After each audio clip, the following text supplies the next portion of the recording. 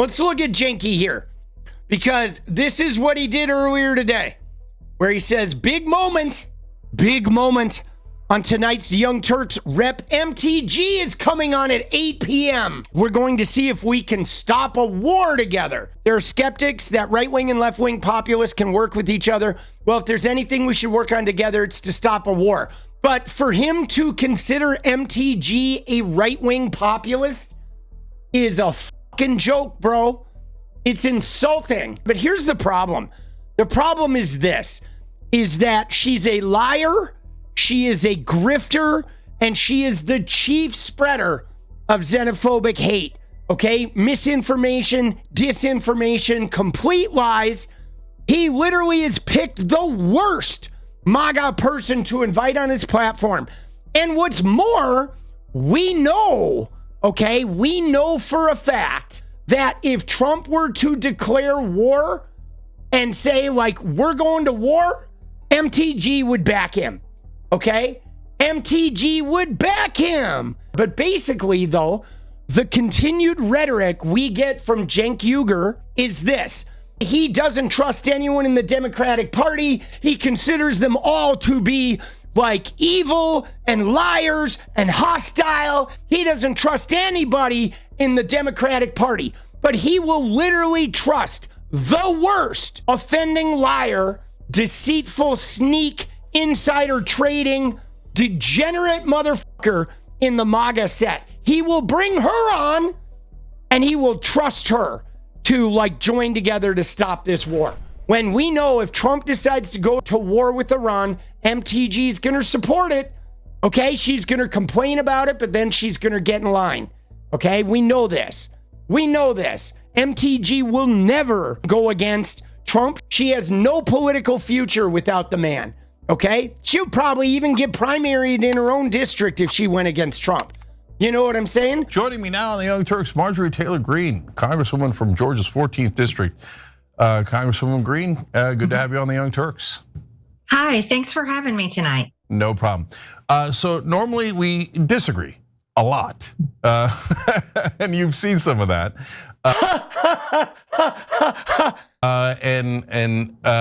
But tonight we're going to talk about something that's that we might have in common, and I want to get a little bit of information about what's happening on the inside in Washington, and see if we can maybe prevent a war. So the two sides coming together here on what I hope is a good mission. So let's start on Iran. I'm worried about a war with Iran. It appears you're worried about a war with Iran. Do you know where it stands today within the Trump administration? Because you and Tucker Carlson and others seem so concerned that it makes me more concerned. Yeah, thank you for bringing that up. And I just want to thank you for having me on your show tonight. I think it's incredibly important that we find common ground as Americans. And that's never a bad thing, even when we do disagree on other issues. So thank you so much. I have been very concerned, and I'll tell you why. A little bit of my background. I'm one of those Americans that are really sick and tired of the narrative that we're constantly told that we're supposed to hate some country that's overseas, that maybe we've never been to. We don't know anything about that country, but we're told that they're the greatest threat to our freedoms and our democracy, and that we have to go to war with them. We saw this. We'll go back to Vietnam. We went to Vietnam and we lost thousands and thousands of American soldiers, and we lost that war. We went into Iraq. We were told we were to look for weapons of mass destruction. Well, we didn't find any, but we ended up being stuck in the Middle East for a long time, and then ended up in Afghanistan looking for Osama bin Laden, and he wasn't there either. And then we were told that the oil in the Middle East would make us rich, and we were told that rare earth minerals in Afghanistan would also make us rich. Well, that didn't. We're $36 trillion in debt. And for me, I'll just be really direct. I'm unapologetically for our country, the United States of America, and I want to fix our problems here at home. And I believe that's what everyone's hard-earned tax dollars are really supposed to be used for. And I I just don't buy the narrative anymore. We've been told for years and years and years, I'm longer than I can remember, that Iran is on the verge of having a nuclear weapon. But we continually ignore the ones that have nuclear weapons, like India, Pakistan. They're actually, starting a war with each other right now. What about North Korea? They have nuclear weapons. China, Russia, we have nuclear weapons. Many countries have nuclear weapons. But yet the problems that I see and the people that I know deal with problems like drug addiction and overdose. Mental health is a great concern in America today. And we've really got to do something to make everything affordable for every single person that lives in this country. Okay, I have to pause right here. I have to stop her for a minute because she went on a long diatribe going into all those wars, but a lot of it has to do with the fact that the Republicans have been beholden to oil companies like nearly exclusively for as long as I can remember. Her basic thing here is like, oh, I'm tired of the lies. I'm tired of the wars. But like every war she mentioned was her party. It was the Republicans that started those lies. It's been the Republicans that wanted to sit in Afghanistan, that wanted to go into Iraq. It's the Republicans that want to go into Iran. And obviously there's the oil companies are a part of that, but part of that is they want to take care of Israel's enemies, right? They want Israel to be dominant in that region. That's sort of a Christian rapture thing. But what's wild about it is she's just sitting there saying, I'm all about this America first. Here's my agenda, right? And look at what she just said. She literally just said something about mental health and about drug addiction and healthcare in America. But her president, the guy she voted for, the guy she vociferously defends, he has no healthcare plan. He's been in politics now for 10 fucking years, bro. Concept of a plan at the debate. He said they'd have a plan in 2 weeks back when he was dismantling. He's actually dismantled American healthcare. He's removing, suicide hotlines and cancer research, right? There's like my lung cancer screening might get the boot because it's a preventative care that also helps AIDS patients, and they want to cut it out because they don't want any federal funding helping gay people. Right? The AIDS patients falls under the gay people moniker.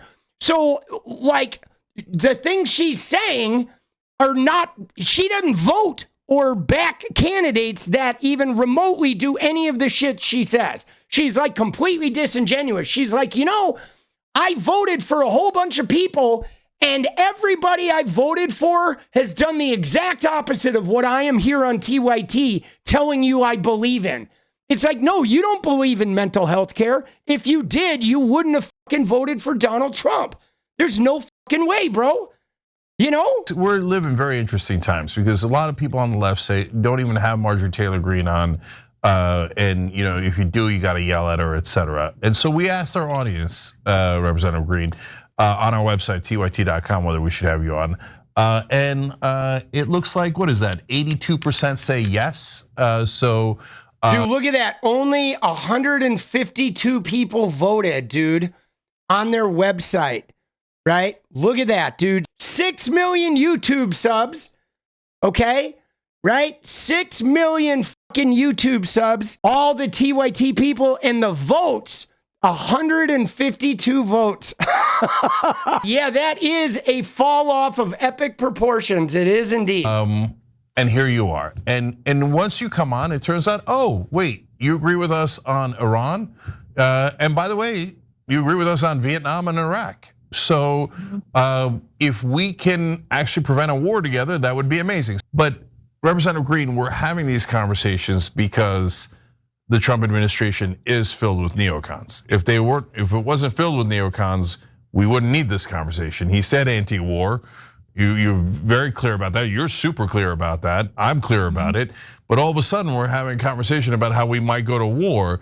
So how do you think the neocons got there, and how powerful do you think they are within the Trump administration? Well, I would say they're powerful on both sides of the aisle, to be honest with you. We saw Democrats in the House and Senate vote overwhelmingly to fund the war in Ukraine. You see that? You see what happened there? Is Cenk directed the conversation to neocons, okay, in Trump's organization, and she brings it back to the Democrats, right? Now she's going to go and talk about some other conflagrations, and now Cenk, I would imagine, is going to both sides this, right? Cenk is probably going to both sides it. We know he hates the fucking Democrats. Let's see what happens. And we saw Republicans do the same thing in the House and the Senate. So I would say this is not a one-party problem. This is a two-party problem. And also the military-industrial complex that is very, very powerful because... Yeah, the one that you guys give $1 trillion to, that Donald Trump just inflated the already inflated budget to $1 trillion? You think they're building a $1 trillion budget military not to fucking use it? Like, come on, man. They keep, no matter what administration it is, they somehow find a way to get their foreign wars.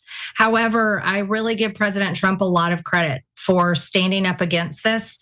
And the announcement he said today was, I think, extremely significant. But we still have a long ways to go. And no matter who is president of the United States, it's the most powerful person in the world. That's who President Trump is right now. And everybody is texting him, calling him, and doing everything they can to get in the Oval Office or to somehow find time with him on the weekends. So I don't think they'll let up anytime soon. But I will say this, I think it's up to the American people to continue to voice their concerns and express what they want out of this government. And I think that's important no matter who's in charge. And so I hope we continue to have this conversation, and I hope we continue to just make sure what people want is said louder than the small minority here in Washington, D.C. that wants more foreign wars. You know, I'm going to move on to Israel in a little bit and free speech and all that, but a couple more on Iran here because it's so monumentally important. So look, John Fetterman's saying that we should bomb Iran right now. He's a Democrat. I'm deeply disappointed in him. Kamala Harris wrapped her arms around Liz Cheney. Here he is, dude. He's like, Democrats bad. Dick Cheney during the campaign. I thought it was a disastrous idea. I said it many times. Clockwork. The neocons are not our friends. And if you're a Democrat and you're embracing neocons, it makes no sense.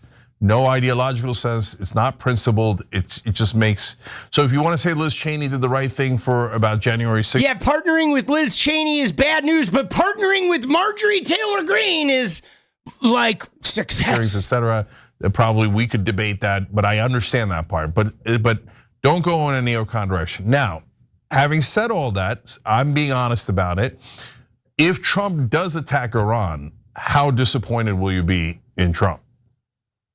I don't see a need to attack Iran. I don't see a need or understand a reason to attack Iran, and the American people don't want a war with Iran. You know, for the past several years during the Biden administration, we saw our own borders overrun every single day. Do you see that? How disappointed will you be if Trump attacks Iran? And she said, I don't see a need to attack Iran. Let me tell you about the border invasion. Let's talk about Joe Biden. She did not answer that question. You know why? Because if Trump attacks Iran with Hegseth and his fucking, to do a favor for the Saudis and for Israel, she will 100% be on board with Donald Trump. Period. Okay? Period. She will be on board in 2 seconds. No questions asked. Which is why she doesn't deserve the fucking grace that Cenk is affording her. And of course she didn't answer that question because she's on board. And I serve on the Homeland Security Committee, and I can't tell you how many stories, there are too many stories to even comprehend from families who lost their family member to fentanyl poisoning, or perhaps some other type of illegal alien crime or murder, whether it was a car accident or an actual rape and murder.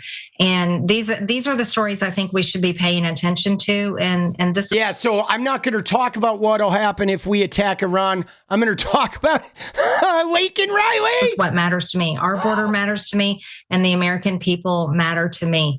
And that'll be my continued focus, and that will be my continued voice, my public voice, as well as my private voice, and when I get to speak with the president. Okay, and you do get to speak with the president, and I don't. So, Cenk, let that one slide.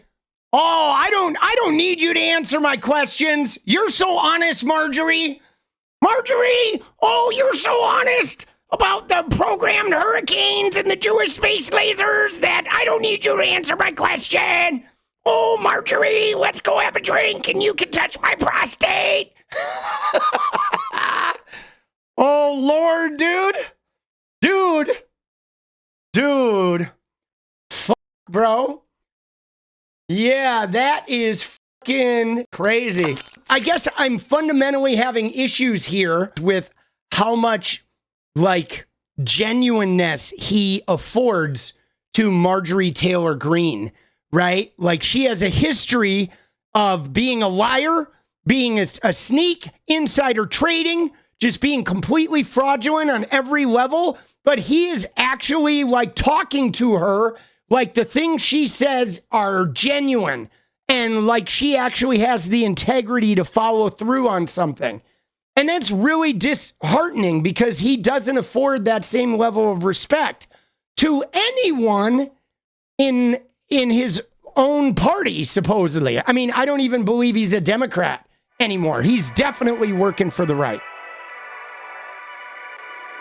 What is up, guys? Thank you so much for watching. If you like the video, you want to support independent resistance media, you know what to do. Drop that sub, hit the like button, and please share it. And we do love our members, so if you want to become a member, it's another really great way to support. Thanks again for everything, guys. I'll see you next time. Let's go.